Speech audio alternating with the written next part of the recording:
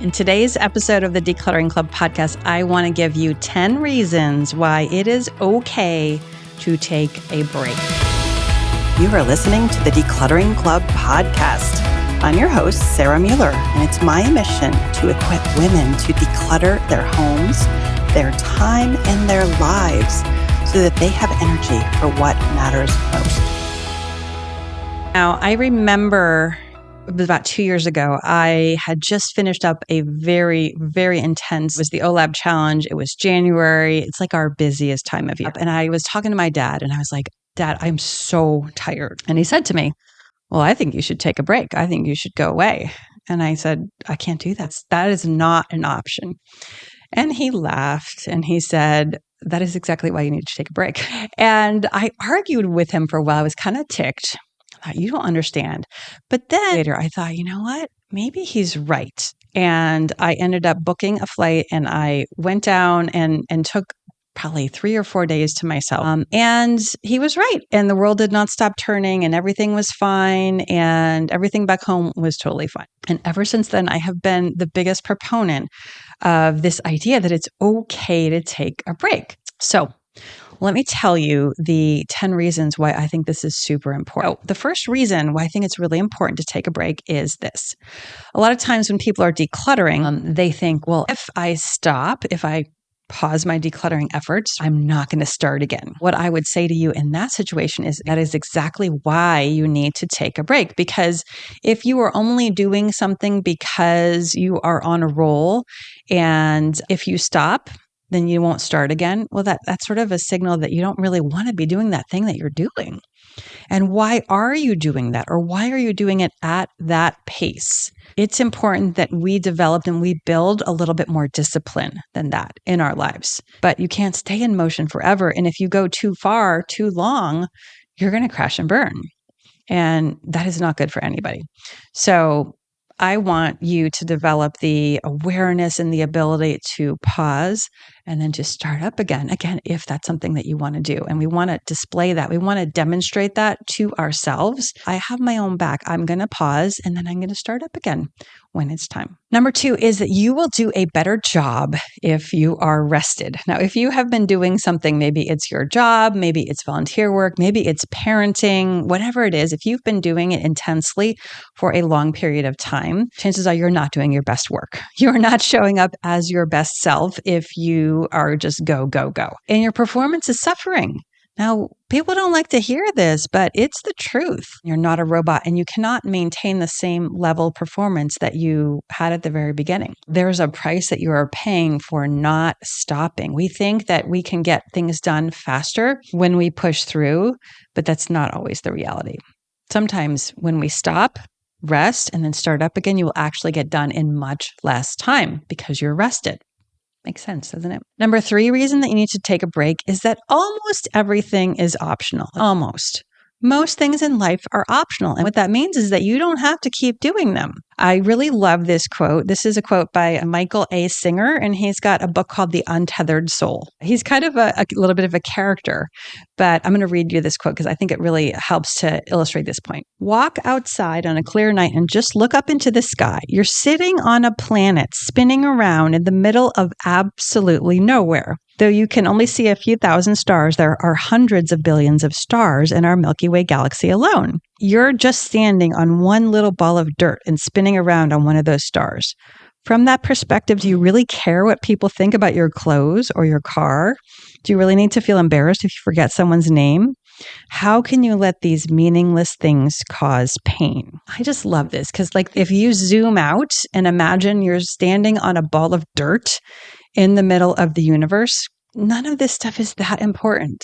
And so whether you get decluttered in 1 month or 2, or whether you don't make an amazing dinner for your kids on Thursday night because you're a little tired, or you leave them with the babysitter, Like at the end of the day, it really doesn't matter that much. It just gives us that perspective. We do things because we want to do them, and we do things because it feels good. And so maybe it does feel good to do good work. It feels good to be a good parent. There's more options than you are letting yourself believe.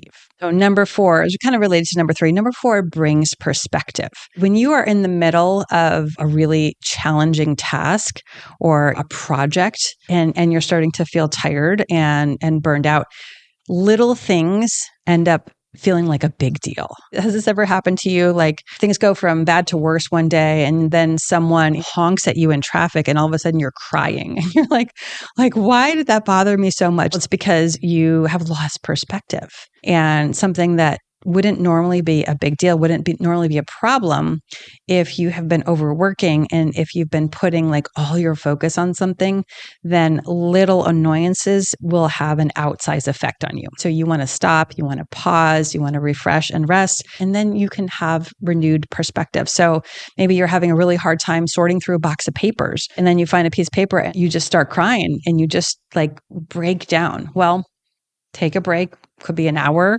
could be a day, maybe it's a week. And you come back to it and you're like, I think I'm ready to deal with this now. It wasn't the piece of paper that was the problem. It was the fact that you were burned out. Number 5, I love this one.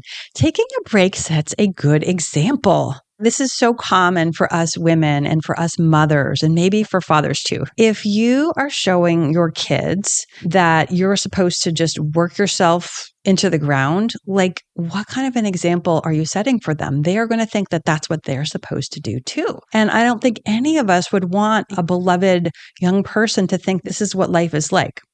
Life is like all work and no play. We want our loved ones to take care of themselves. And if we want that for them, then guess what? We're going to do it for ourselves too. Our kids and grandkids and our loved ones, just like they deserve to have the ability to rest, so do we. And we need to show that to them. We need to model that. I can't tell you how many times people have said to me, gosh, I'm so impressed that you do pause. I'll take the day off work, or I'll take a little trip by myself, or I'll just have the afternoon. I take that for myself. And sometimes my kids are at school. They're not taking a break at that point, but I want to show them that I'm valuing myself and I want them to value themselves as well. Now they get breaks as well, but it doesn't mean it lines up with mine. Number 6, taking a break may force you to sit with your thoughts. Again, if you are used to go, go, go, whether this is decluttering or working or whatever, you might not have a minute to think. In a strange way, it's a little bit comforting. When you stop and when you're just being and you have nothing to do, now you're left with your thoughts. If you are not used to pausing and just seeing what's going on inside your head, it might be like kind of foreign, but it's really good. It is good to know what is going on inside your head because it's happening whether you're paying attention to it or not. It's a little bit like house cleaning. If you never look at what's going on inside your head, it's like never cleaning your house. There's some cobwebs up there. You want to take a look. You want to clean things up. And that's what happens when we have time to think. It's incredibly valuable. Number 7, you were not made to be a machine. Again, you are not a robot. You're not Amazon. And it's ridiculous to try and behave that way. Your phone needs to get plugged in to recharge. And so why are we trying to act like we don't need biologically, mentally, physically, that we don't need a break? We do. That is the truth of it. And if we're not giving ourselves breaks, if we're not stopping to take some time off, then we're missing out on life. And this is what so many of you are afraid of. You're afraid of missing. You're afraid of missing something in your clutter. Well, guess what? You should be afraid of missing out on your life. That is the true tragedy. So be careful of that. You are not a machine. Don't try to act like one. Number 8. Other people will appreciate you more after you have taken a break. Maybe this is at your job where you take a vacation, or maybe it's you're taking the night off from your kids and you're leaving them with someone else. When you come back, they have had a break from you too. This is a good thing for everybody. They will appreciate you more. They had to figure things out without you. That's a good thing. None of us are indispensable. And when we just act that out, when we live that out, it is very, very useful for so many reasons. Number 9, when we take a break, we give others the chance to fill in. If you don't make dinner one night, then your kids have the opportunity to do it. If you take the week off, then someone else has the opportunity to do some of the things that you would have done. when my kids were little. I was like, I'm the only one who can take care of them. This is just not true. It wasn't good for me, wasn't good for them. So I encourage you, don't believe the lie that you are the only one who can do stuff. And sometimes it means that someone does not fill in. And what does that mean? Well, maybe that means that thing that you're doing wasn't as important as you thought it was. And maybe you get to rework how you show up for it. I think so often we just do things because we think it has to be done this way, and this is the only way, and we're the only ones. And all of it is just absolute baloney. And number 10 is that when we take a break, when we pause from whatever demanding task we're doing, it gives us a break from decision fatigue and mental fog. And again, if you're feeling like really stressed out or you're having a hard time, this is a signal that you've got decision fatigue going on.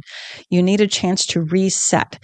I have heard the idea that our brains can only make so many decisions in a day. We only have so much self-control and decision-making power. And when we've used it up for the day, is gone. So the decisions that you're making at 10 p.m. are not nearly as high quality as those you would make at 10 a.m., for instance. And so if you've been going for too long, you're probably not making great decisions, or it's taking longer. If that is what we want, then we need to optimize for that. We need to allow for the circumstances to support that. And that's what happens when we take a break. So these reasons and a bunch more are behind my decision to take a break from the podcast for a little while. Now, I'm not sure how long this break is going to last. Could be just a couple of weeks. I'm not quite sure yet, but we are taking a break. This is the last podcast we'll be doing for a little while. So I wanted to let you know and kind of give you some of that background. I want to model for you all the things that I am teaching. In fact, usually when I teach you something, or when we do a podcast on something, or when we have a lesson in the membership about something, it's usually because I need it for myself, or because I've already solved this problem and I want to help you solve it too. So we're going to be taking a break from the podcast. If you are not on our email list, check the show notes. We'll have a link where you can go ahead and subscribe to the email list, because we are going to be emailing as usual. We email several times a week. It's always valuable stuff. My aim is always to give you something that will make your life better in every single email I send you. Could be an email that we're selling something, doesn't matter. We're always aiming to make your life better. So make sure that you are on your email list so you don't miss a thing. And I'll see you on the other side. All right, everyone, see you later. Take care. That's all we have for you today. If you enjoyed this podcast, please leave us a review. It would really help us to get the word out. And if you'd like to continue your decluttering journey with us, find us on Facebook, Instagram, or YouTube at Decluttering Club, or on our website at thedeclutteringclub.com.